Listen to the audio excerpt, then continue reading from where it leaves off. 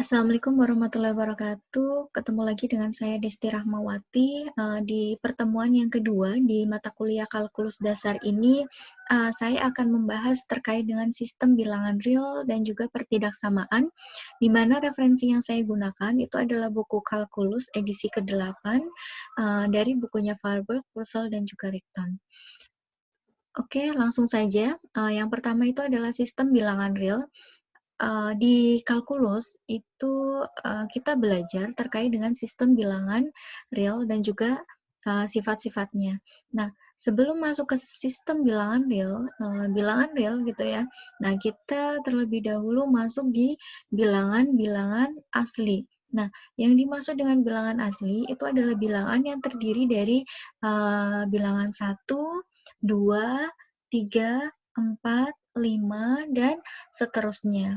Nah, kemudian, untuk bilangan bulat itu sendiri, itu dari bulat negatif, kemudian ada bulat yang positif, gitu ya. Sehingga nanti dimulai dari, 0, 1, 2, 3, dan seterusnya, kemudian ada -1, -2, -3, dan sebelumnya, gitu ya. Nah, ini yang dimaksud dengan bilangan bulat. Teman-teman pasti sudah pada tahu gitu ya, yang dimaksud dengan bilangan asli itu ada bilangan apa saja, kemudian bilangan bulat juga berapa saja gitu ya. Nah, sekarang kita lanjutkan lagi ke bilangan rasional. Jadi bilangan rasional itu adalah suatu bilangan yang bisa kita tuliskan dalam bentuk n per n gitu ya.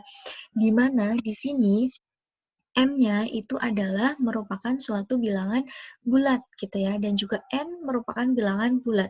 Tapi syaratnya di sini N-nya itu adalah tidak sama dengan 0 gitu ya. Jadi ini adalah yang dimaksud dengan bilangan rasional gitu ya. Jadi M-nya bilangan bulat, N-nya juga bilangan bulat, tetapi untuk N di sini N-nya bernilai yang tidak sama dengan 0 gitu ya. Nah, contohnya itu adalah di sini 3/4. 3 itu adalah bilangan bulat, kemudian 4 juga bilangan bulat, dan N-nya di sini, posisi 4 di sini itu tidak sama dengan 0. Nah, ini yang dimaksud dengan bilangan rasional. Nah, kemudian bilangan real itu sendiri, itu adalah suatu bilangan yang terdiri dari bilangan rasional, gitu ya. Ada bilangan rasional dan juga bilangan rasional atau irasional.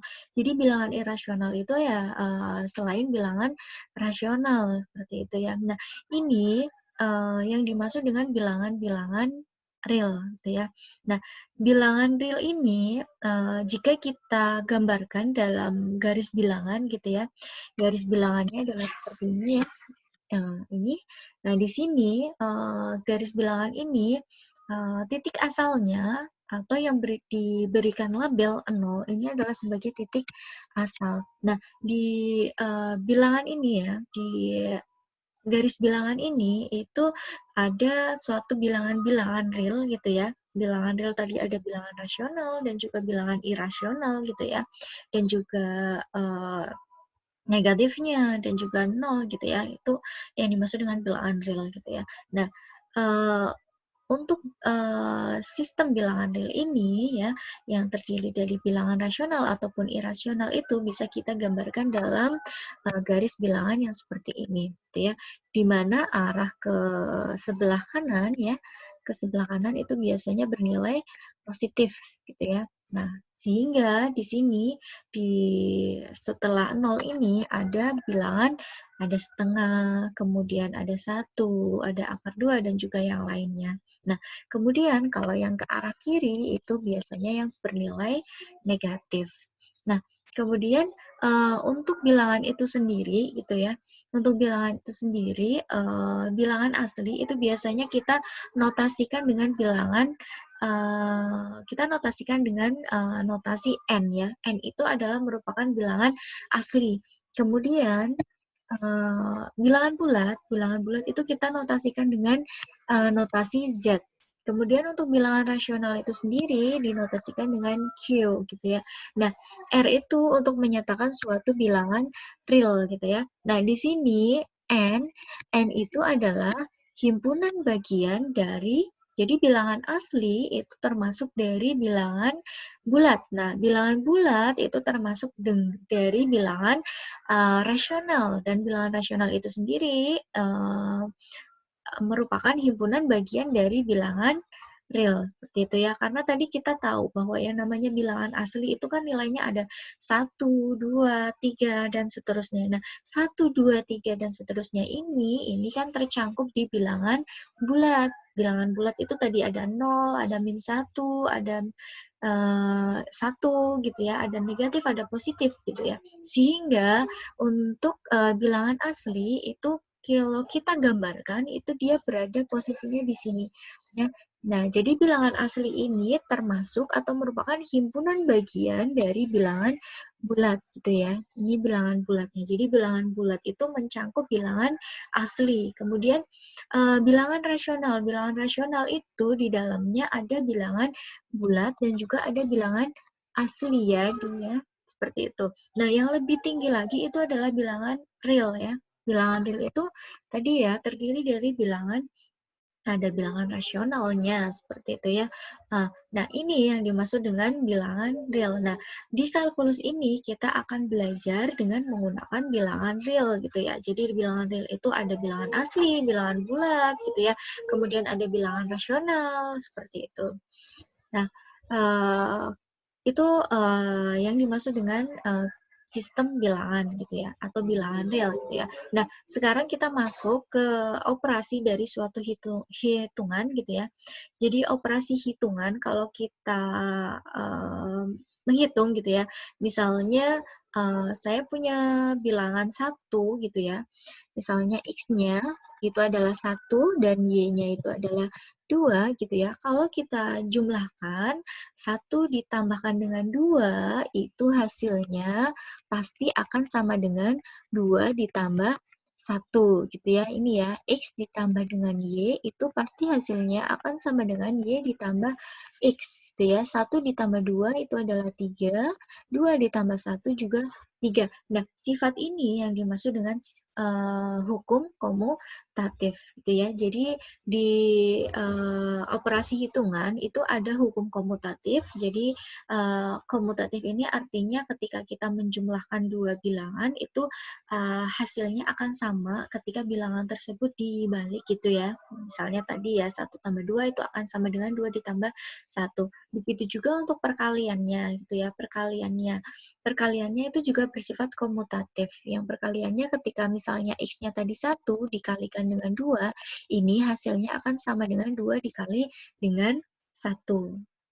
Nah, kemudian selanjutnya itu adalah hukum asosiatif. Nah, yang dimaksud dengan hukum asosiatif di sini adalah ketika kita menjumlahkan gitu ya, kita menjumlahkan ada 3 bilangan, misalnya X-nya itu 1 gitu ya, kemudian Y-nya tadi 2 ya, Z-nya 3. Nah, kita kalau di operasi penjumlahan kan kita lakukan operasi dulu gitu ya, yang tanda kurung saya kerjakan dulu. Jadi di sini 2 ditambah 3 itu nanti hasilnya akan sama gitu ya. 2 tambah 3 terus ditambahkan dengan 1 gitu ya. Itu hasilnya akan sama dengan yang di sebelah kanan sini ya. Ini X-nya tadi berapa? 1 ya. 1 ditambah 2 kemudian ditambah 3. Nah, ini hasilnya akan sama. Nah, jadi 2 ditambah 3 itu adalah 5, kemudian 5 ditambahkan dengan 1 hasilnya adalah 6. Kemudian kalau kita kerjakan dulu yang di sini 1 ditambah 3 itu adalah 3 ditambahkan dengan 3 itu hasilnya adalah 6. Gitu ya. Nah, ini yang dimaksud dengan sifat asosiatif atau hukum asosiatif. Dan di penjumlahan ini berlaku hukum asosiatif. Begitu juga untuk yang perkalian. Perkalian juga seperti itu.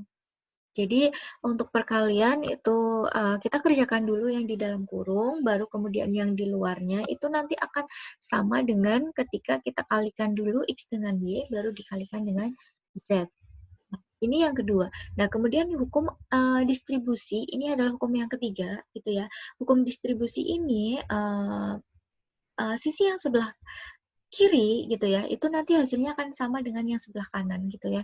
Nah, kalau distribusi itu maksudnya adalah ketika kita menjumlahkan ini dulu, Y ditambah dengan Z, itu nanti baru dikalikan dengan X, itu hasilnya akan sama dengan X dikali Y ditambah dengan X dikali Z, gitu ya. Seperti di operasi yang seperti biasa ya, yang sering kita lakukan gitu ya. Kalau misalnya saya punya modelnya gini, X-nya 1, Y-nya 2, ditambah 3 gitu ya. Nah, ini kan kita jumlahkan dulu. 2 ditambah 3, 5, baru kemudian kita kalikan 1, hasilnya adalah 5. Nah, ini hasilnya akan sama dengan ketika kita satu-satu gitu ya. 1 dikali 2 itu adalah 2. Nah, karena ini plus, sehingga ditambah dengan 1 dikali 3. Itu hasilnya adalah 3. Nah, ketika jumlahkan, hasilnya akan sama dengan 5. Jadi ini 1 dikali 5, hasilnya 5, dan ini juga hasilnya 5. Nah, ini yang dimaksud dengan hukum distribusi. Nah, kemudian yang keempat itu adalah adanya elemen-elemen identitas. Yang dimaksud dengan elemen identitas itu adalah terdapat dua bilangan real yang berlainan, gitu ya. Ada 0 dan juga 1 yang memenuhi ketika kita punya bilangan X, gitu ya. X itu adalah variabel yang mewakili suatu bilangan, gitu ya. Nah, X ditambahkan dengan 0, itu kan hasilnya akan sama dengan X itu sendiri. Itu untuk yang penjumlahan. Jadi elemen identitas itu ada 0 sama 1, gitu ya. Nah, 0 itu adalah elemen identitas ketika operasinya itu adalah penjumlahan, gitu ya. Nah, kemudian ketika dikalikan, itu elemen identitasnya itu adalah 1, ini ya, karena hasilnya akan diperoleh bilangan itu sendiri. Ketika kita kalikan, hasilnya bilangan itu sendiri, dan ketika kita jumlahkan, itu adalah hasilnya bilangan itu sendiri. Nah, ini yang dimaksud dengan elemen identitas. Jadi, di sini elemen identitasnya ada 0 sama 1. Seperti itu. Nah, kemudian untuk yang kelima itu adalah balikan, atau yang sering kita sebut dengan inverse, gitu ya. Nah, inverse di sini, jadi setiap bilangan itu memiliki balikannya atau negatifnya, gitu ya. Kalau saya punya bilangan X, kemudian inverse-nya, balikannya itu adalah negatif dari X ya, jika itu adalah merupakan operasi penjumlahan. Karena ketika kita penjumlahkan, kalau kita jumlahkan bilangannya dengan inverse-nya, itu akan menghasilkan 0 ya, atau elemen identitas ya, dari penjumlahan. Nah, kalau perkalian inverse-nya bagaimana? Berarti kalau perkalian ketika kita punya bilangan, kita kalikan dengan inverse-nya, itu hasilnya adalah 1.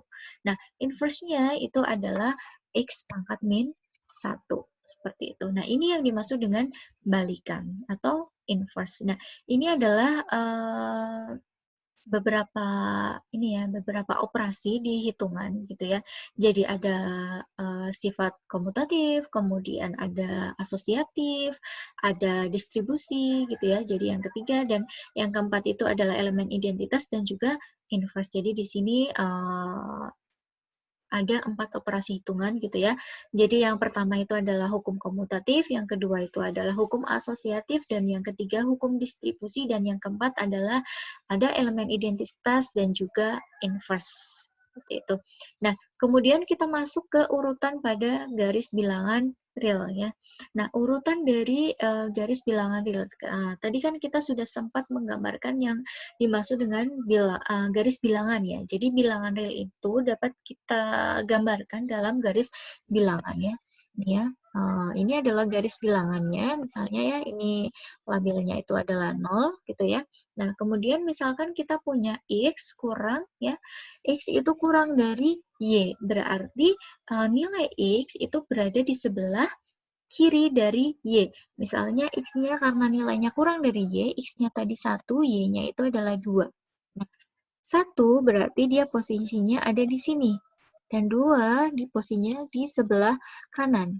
Seperti itu ya. Makanya di sini X-nya dia berada di sebelah kiri dari Y ya. Ini X-nya dan ini adalah Y-nya. Pada bilangan real. Nah, kemudian bilangan-bilangan real yang bukan 0 itu dipisahkan nanti menjadi dua himpunan yang terpisah, yaitu bilangan real yang positif dan bilangan real yang negatif, gitu ya. Nah, di sini ketika tadi kita punya X kurang dari Y, gitu ya, kalau kita ekuivalen gitu ya, nah ini akan ekuivalen ketika Y itu dikurangi dengan X gitu ya, karena nilainya Y-nya itu adalah yang lebih besar Nah, sehingga ini hasilnya adalah positif. Ya. Nah, kemudian lambang yang saya maksud gitu ya, yang saya masuk di sini itu adalah konjungsi ya, sehingga dan karena gitu ya. Jadi setara gitu ya, ekuivalen. Nah, gitu ya. Jadi X kurang dari Y itu nilainya akan ekuivalen dengan Y dikurangi dengan X yang nilainya bernilai positif. Seperti itu.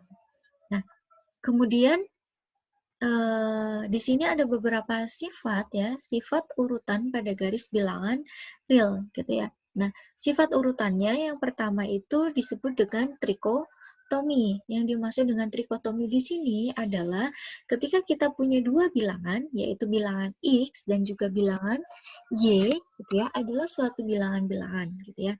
Maka pasti satu di antara yang berikut itu nanti akan berlaku gitu ya. Satu di antara ini ya, X kurang dari Y atau dia nanti akan bernilai X lebih besar dari Y. Jadi ketika saya punya dua bilangan itu berlaku salah satu di antara dua ini ya. Yang pertama ini yang kedua.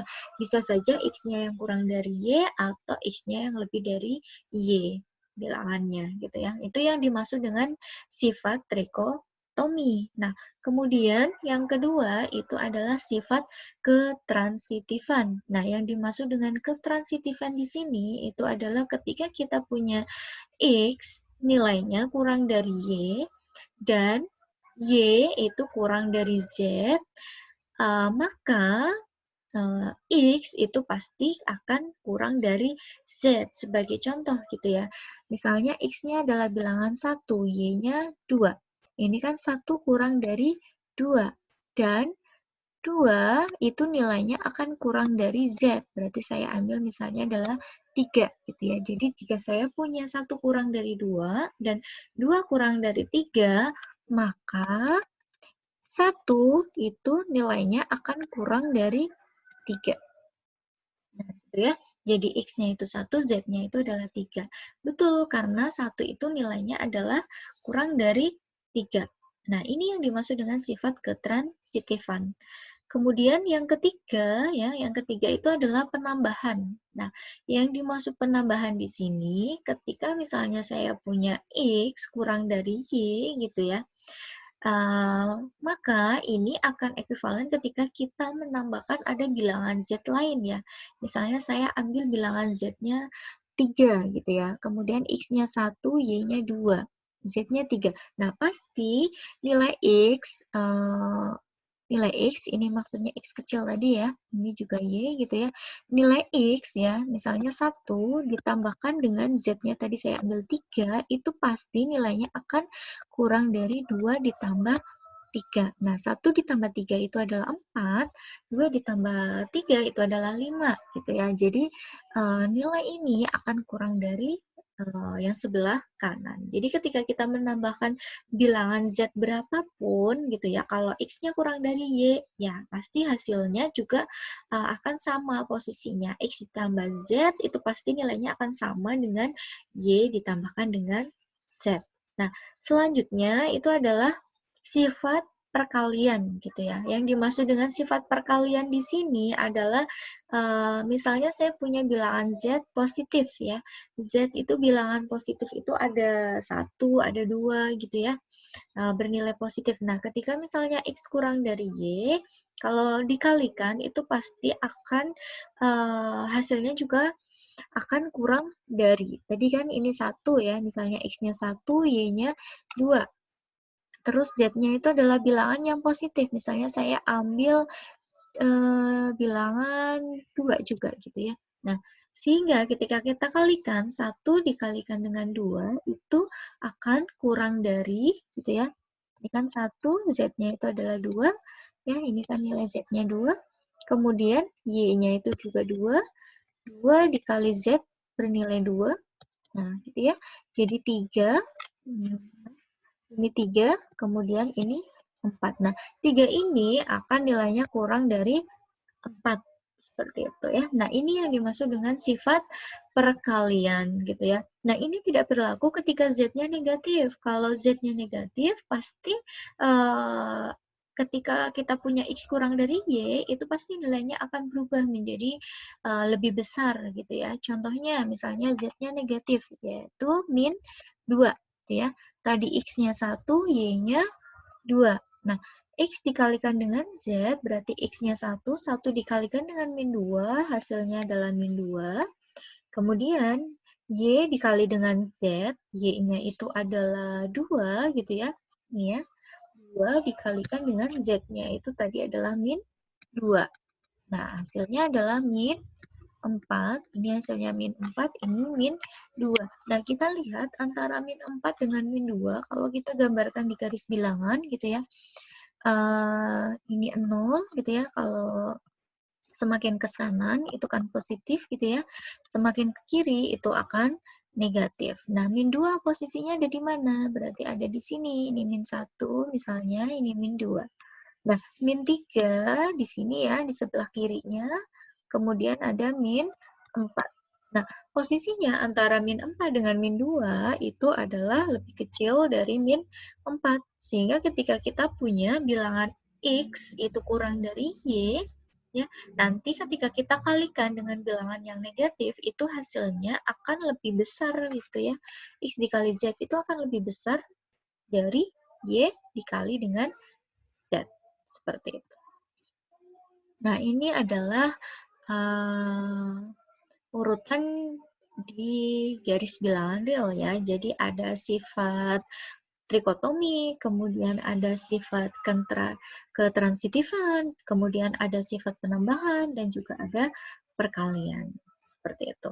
Nah, kemudian ini adalah yang dimaksud dengan sistem bilangan real gitu ya, di mana ada beberapa sifat-sifatnya di bilangan real gitu ya. Jadi bilangan real kita sudah selesai.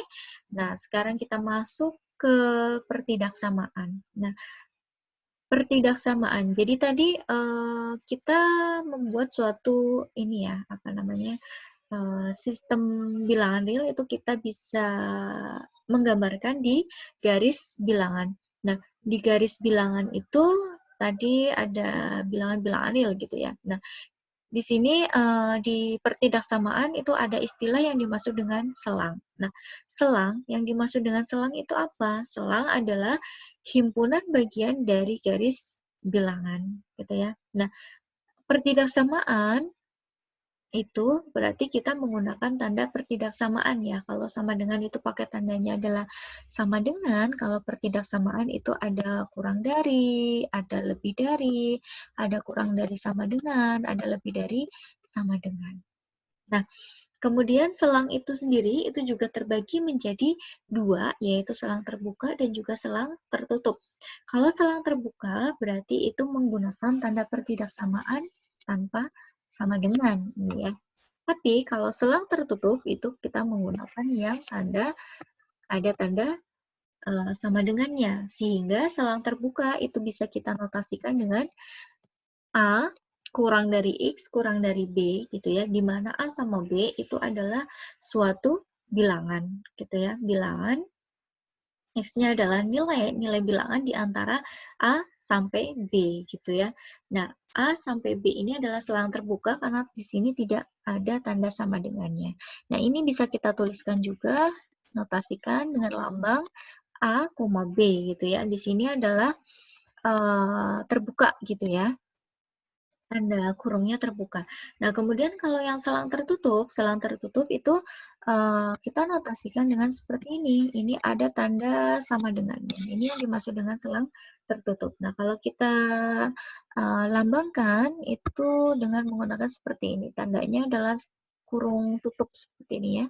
Ini adalah kurung tutup. Ini untuk menunjukkan kalau selangnya itu adalah selang tertutup. Nah, kalau kita gambarkan di garis bilangan, contohnya di gambar 1 di sini, ya, di gambar 1 di sini ini adalah contoh dari selang yang terbuka ya. Selang terbuka nilainya di antara A sampai B gitu ya, di mana A-nya itu adalah min 1 dan B-nya itu adalah 6. Nah, kalau kita gambarkan di garis bilangan, itu di sini juga akan terbuka ya, ini terbuka.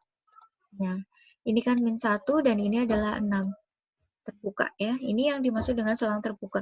Kemudian kalau selang tertutup, kalau kita gambarkan di garis bilangan ya, di sini contohnya nilai A-nya itu adalah min 1, B-nya itu adalah 5. Kalau kita gambarkan di garis bilangan, gitu ya. Nah, ini ada min 1, ini 5 ya. Ini tandanya juga tertutup ya. Kemudian di garis bilangannya ini juga kurungnya kurung tutup seperti ini. Ini untuk menggambarkan bahwasannya yang kedua ini adalah selang tertutup. Nah, ini adalah beberapa notasi yang ada di pertidaksamaan ya. Di garis bilangannya, kemudian ada notasinya. Nah, kemudian misalnya saya punya di sini himpunannya X, nilai X itu berada di A sampai B ya. Ini berarti kita sebut dengan terbuka, kita notasikan seperti ini, dan di garis bilangannya juga ininya akan terbuka. Kemudian kalau yang tertutup ya, himpunan X-nya, di mana X-nya itu nilainya di antara sama dengan ya, ini ada tanda sama dengannya, ini juga ada tanda sama dengannya, gitu ya. Nah, ini selang tertutup. Nah, kalau kita gambarkan di garis bilangan, ininya akan tertutup. Nah, kemudian di sini ada himpunan X-nya, nilainya itu di antara tertutup sama terbuka. Nah, yang terbuka itu adalah di B, sehingga di sini adalah kurung buka, B-nya. Kemudian kalau yang tertutup itu adalah posisinya yang ada di A. Gitu ya. Kalau kita gambarkan di garis bilangan, itu modelnya juga akan seperti ini. Nah, kemudian yang selanjutnya itu yang tertutup adalah yang di B-nya, sehingga B-nya di sini posisinya kurung tutup gitu ya. Nah, ini juga nilai X-nya, dia berada di antara B-nya itu ikut gitu ya. Nilainya ada di sini. A-nya di sini tidak ikut gitu ya. Nah, kemudian kalau ketika saya punya X-nya kurang dari sama dengan B, ini juga merupakan tertutup ya. Kalau kita gambarkan di garis bilangan karena nilainya kurang dari otomatis dia arahnya akan ke kiri gitu ya, akan ke kiri semakin negatif. Kalau kita lanjutkan terus itu artinya adalah sampai min tak terhingga. Sehingga di sini minta terhingganya itu adalah kurung buka ya, sedangkan B-nya itu adalah kurung tutup. Beda dengan yang di sini di bawahnya.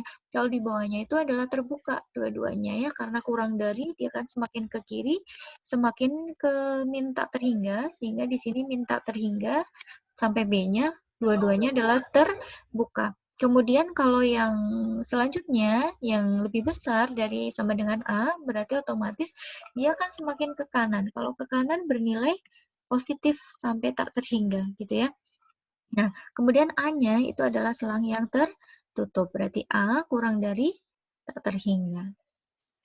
Begitu juga kalau yang di bawahnya. Kalau yang di bawahnya karena di sini adalah terbuka dua-duanya, sehingga ininya kebuka gitu ya. Ini juga terbuka dan nilainya akan semakin ke kanan, semakin plus tak terhingga.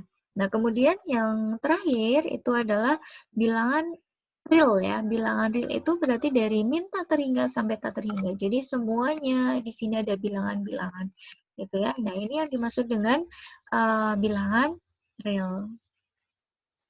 Oke, ini adalah notasi himpunannya ya. Jadi notasi himpunannya itu yang berada di sini ya. Nah, kemudian untuk notasi intervalnya dilambangkan yang ada di tengah ini. Kemudian untuk garis bilangannya bisa dilihat di grafik ini. Dari masing-masing himpunannya.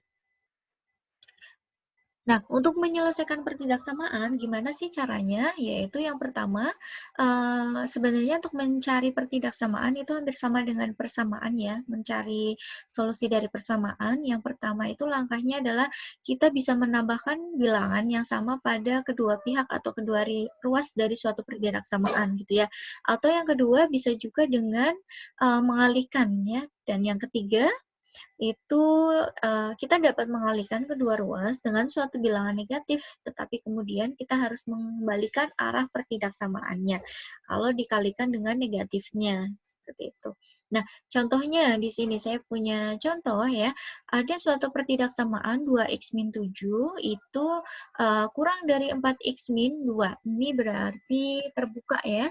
Jadi yang sebelah kiri itu nilainya kurang dari 4x min 2 gitu ya. Nah, cara menyelesaikannya tadi kita bisa menjumlahkan gitu ya. Nah, yang pertama karena saya akan menjumlahkan ya, saya menjumlahkan berarti di sini ini tadi soalnya ya, 2x min 7 kurang dari 4x min 2. Nah, berarti kita tambahkan dengan bilangan 7 karena saya akan mencari nilai x-nya, posisinya yang ada di sebelah kiri sini. Sehingga saya akan menghilangkan min 7-nya ini. Cara menghilangkan min 7 ya kita tambahkan dengan plus 7-nya gitu ya. Nah, berarti 2x ya. 2x min 7 gitu ya. Ini kan kurang dari 4x min 2. Jadi 2x min 7 karena kita akan menghilangkan min 7-nya sehingga di sini saya tambahkan dengan 7 kurang dari 4x min 2 karena ruas di sebelah kiri kita tambahkan dengan 7, yang sebelah kanan juga kita tambahkan dengan 7. Nah, hasilnya adalah 2x, ini habis ya, kurang dari 4x min 2 plus 7. Itu hasilnya adalah 5. Berarti 4x plus 5. Nah, setelah itu kita akan menambahkan dengan min 4x. Kenapa min 4x? Karena di sini kembali lagi yang akan saya cari adalah nilainya x ya. Nilainya x adalah berapa gitu ya. Sehingga untuk sebelah kiri itu saya posisikan di x-nya itu berada di sebelah kiri. Sehingga di sini 2x saya tambahkan dengan min 4x karena saya akan menghilangkan min 4-nya yang ada min 4x yang ada di posisi sebelah kanan gitu ya, sehingga saya jumlahkan dengan min 4x. Min 4x kurang dari 4x min, tadi kan saya kurangi dengan min 4x ya, ditambah dengan 5. 2x dikurangi 4x itu sama dengan min 2x, nilainya akan kurang dari, ini sudah habis ya, sehingga sekarang min 2x kurang dari 5. Nah, ini posisinya x-nya sudah berada di sebelah kiri. Nah, di sebelah kanan sudah tidak ada x-nya lagi, gitu ya. Tinggal suatu bilangan 5. Gitu. Nah, untuk mencari nilai x-nya berarti x, gitu ya. X-nya, nah ini berarti kita kalikan dengan negatifnya. Karena saya akan mencari nilai x, sehingga di sini ada min 2 untuk menjadikan 1 gitu ya, 1x untuk menjadikan x berarti kan harus dikalikan dengan min setengah gitu ya. Ya, min setengah ini kan aslinya adalah min 2x seperti ini ya. Kurang dari 5 karena ini dikalikan dengan min setengah, otomatis ini juga dikalikan dengan min setengah. Nah, karena dikalikan dengan min setengah, sehingga tanda kurang dari ini akan berubah menjadi lebih dari, sehingga hasilnya adalah min setengah dikali dengan min 2, itu hasilnya adalah x. Jadi, x itu lebih besar dari min 5/2. Jadi, yang sebelah kiri itu adalah yang hanya variabel x saja gitu ya. Sehingga gimana caranya untuk kita mencari x-nya itu berapa, sehingga kalau di soal ini ya kita harus menghilangkan min 7-nya dulu gitu ya, dengan cara menambahkan plus 7, kemudian setelah itu kita dapatkan ini ya. Nah, ini berarti kita harus memindahkan posisi 4x-nya gitu ya, posisi 4x-nya ke sebelah kiri, seperti itu. Nah, sampai diperoleh x-nya itu adalah lebih besar dari min 5/2. Ini berubah menjadi lebih besar karena sesuai dengan ini ya, sesuai dengan bagaimana caranya untuk menyelesaikan pertidaksamaan, yaitu dengan yang ketiga ini. Ketika dikalikan dengan suatu bilangan yang negatif, otomatis tandanya akan berubah. Sehingga kita peroleh nilai x-nya itu akan lebih dari min 5/2. Nah, kalau kita gambarkan di garis bilangan ya, gambarnya bisa dilihat di sini. gitu. Nah, min 5/2 itu posisinya dia berada di sini. Ini adalah min 5/2. Oke, mohon maaf ya. Nah, ini adalah min 5/2. Nah, kemudian karena lebih besar dari min 5/2, otomatis arahnya akan ke kanan karena lebih besar. Nah, karena ini adalah terbuka, sehingga ini tutupnya, kurung tutupnya yang kebuka gitu ya. Nah, ini bila kita gambarkan di notasinya gitu ya, lambangnya itu adalah min 5/2 sampai tak terhingga, karena ini adalah sampai tak terhingga nilainya ya. Tuh. Nah, kemudian himpunan penyelesaiannya berapa? Berarti himpunan penyelesaiannya adalah yang ini. Ini adalah kita dapatkan himpunan penyelesaiannya itu sama dengan X gitu ya, himpunan X, di mana nilai X-nya lebih besar dari min 5/2. Lebih besar dari min 5/2 karena nilainya dia akan semakin ke kanan, seperti itu. Nah, ini adalah contoh dari pertidaksamaan, seperti itu. Oke, jadi untuk pertemuan kali ini, yang dibahas itu adalah tadi ya, terkait dengan bilangan real dan juga pertidaksamaannya, kemudian bagaimana caranya kita menggambarkan di garis bilangan dari suatu pertidaksamaan sampai kita peroleh solusinya atau himpunan penyelesaian dari pertidaksamaan. Oke, mungkin untuk video yang kedua ini saya cukupkan sampai di sini dulu. Insya Allah nanti kita lanjutkan video selanjutnya di pertemuan yang ketiga gitu ya. Nah, berarti saya cukupkan untuk pertemuan hari ini. Mohon maaf apabila tadi ada kesalahan kata gitu ya, dan mohon koreksiannya gitu. Apabila ada kesalahan gitu ya. Dan terima kasih. Wassalamualaikum warahmatullahi wabarakatuh.